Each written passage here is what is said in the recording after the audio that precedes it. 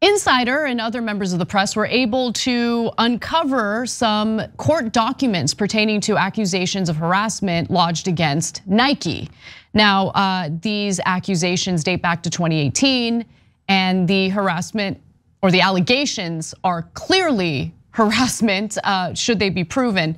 Now, we'll get back to the disgusting allegations in just a moment, but here is the backstory, the context to kind of understand where the allegations are coming from. So in early 2018, female Nike employees were frustrated with the company's response to claims of sexual harassment and gender discrimination. So they actually anonymously surveyed each other about the experiences at the company.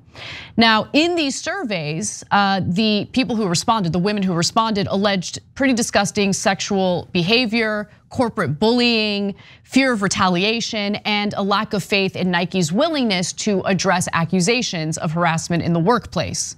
Now, in one survey, a respondent wrote that she had been told by female coworkers to dress sexier and show some skin at the office. Another described certain executives as well-known philanderers with lower level employees whom they exert influence and power over. And a third wrote that she caught a male executive receiving oral sex from a lower ranking female in the campus gym.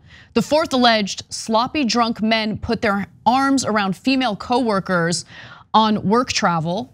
And others asked female subordinates to work dinners in hopes of sleeping with them. And a fifth respondent relayed a story about a male manager saying, "No one gives an F about female empowerment," which I think he was being true there. I think he was being honest about what he genuinely thinks about female empowerment and maybe what some of his colleagues think about it. But I gotta be honest with you guys, none of this is surprising to me at all. I think that this is the kind of stuff that happens in a lot of different work environments across the country. I think even after the whole Me Too story blew up, I think a lot of it continues to happen in a lot of ways. So, I have to confess that I'm a little surprised that it's happening at these giant companies. And so that's my fault for being a little surprised by it. But I guess I would have thought that they would have a more professional setting because they're more likely to be sued because they're so much bigger and have so much more money, and that they would have been more professional, like a smaller mid-sized company run by a local Yahoo, whatever it might be. Yeah, I'm sure that goes on all the time.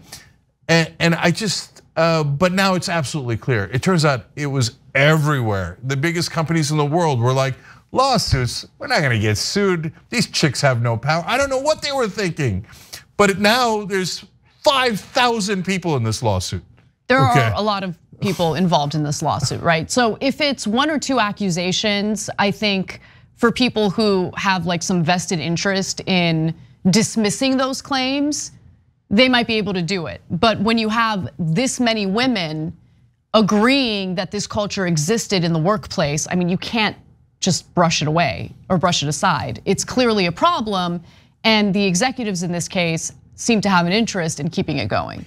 Yeah, for those who are not like, who don't come anywhere near this stuff, it's more surprising to us because like, I just can't believe that in this day and age, people are still doing this crap. Yeah. So like, it's one thing when Harvey Weinstein does it. He's like a guy, he runs his own company, basically has a lot of power in Hollywood, but it's not a giant corporation. It's like a perfect toxic blend to abuse women, unfortunately, right? But I have to confess, I was even surprised about the Roger Ailes stories. Not that Roger Ailes, the guy who ran Fox News, not surprised at all that he was toxic and horrible. But trying to have sex with on-air anchors while in the building, in the offices of Fox News. I mean, it's crazy. It's just totally nuts. And here they are at Nike trying to do similar stuff. And now it looks like there's gonna be a piper that's paid. Oh, by the way, let alone the fact that they've apparently been underpaying women on a regular basis for all of this time.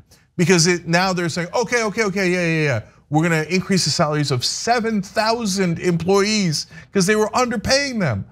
Yeah. You guys knew that and didn't do anything? That's crazy. Now, these surveys were given to Mark Parker, Nike's CEO at the time. This is back in March of 2018. He is now the executive chairman for Nike. According to Stanford, chairman is an unacceptable title. I don't know what I'm supposed to call him. Chairperson or just chair. Right, chair, got it. That is offensive to chairs though. Anyway, let me move on. 10 days after he received the surveys, Parker did take action. He announced a management reshuffle and he apologized to Nike's employees in an email. At least 11 executives left Nike at the time. So then last month, 10 of the surveys were included in unsealed records from an ongoing gender discrimination lawsuit against Nike. The surveys still have some redactions, including the names of respondents and those accused of misbehavior. AKA, we don't know if those men were ever disciplined or fired. So that's a little bit of an issue. But based on what we do know, it seems like Parker did take some action, and that's a good thing. Now, Nike has declined to respond to the new revelations though. They did respond to the New York Times back in 2018 when they ran a story about Nike's boys club environment or atmosphere. In that response, Nike attributed inappropriate behavior at the company to an insular group of high-level managers in pockets of the organization who protected each other and looked the other way. And that really is the problem, right? The reason why these guys think they can treat people the way they do in the workplace is because everyone in positions of power in the company look out for one another. Yeah, and look, if you watch the show regularly, you know that we don't just go, oh, okay, whatever one side says, we're gonna go with it. Are there cases where people sue companies and it's not true? Yeah, of course there are, right? But in this, so how do you tell? How do you tell which story is real, which story is not real? Well, number one, 14 women were going to sue and they had very specific claims, some of which we read to you, right? Now look, it's a giant company, but 14 is a big number. But now it's been opened up to a class action lawsuit where 5,000 women are going to join. So no, there's no place where 5,000 women sue. Yeah. And they didn't do it. So, okay, so let's talk about that just briefly because there is a problem or an obstacle at least for those who want to join the class action lawsuit. So plaintiffs in the lawsuit argue that the documents demonstrate that the problems at Nike were systemic and that it wasn't limited to a handful of executives. So the plaintiffs want to pursue this class action lawsuit, but they recently lost a bid to convert the case to a class action lawsuit. Yeah. However, they plan to appeal. So they're not done yet. We'll see how this all plays out. But I love that they're fighting. And when they're fighting for a better work environment at Nike, understand that it's not just about Nike. That has ramifications for every major company across the country.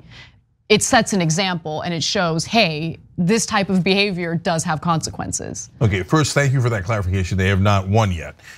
So number two though, on the part of the actions that Nike's already taking, that's the other startling number that I mentioned earlier. If you say 7,000 women were being underpaid, that's not an accident. That's not like, oops, or it's sometimes it'll be a mid-sized company or a small company where, hey, yeah, but that one person has a lot of expertise and it's apples and oranges to the other jobs.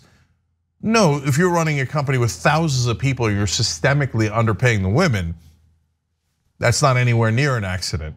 So, I guess I shouldn't be surprised by it, but I am quite surprised that companies this gigantic with this much of a public-facing brand apparently are pretty brazen behind the scenes anyway.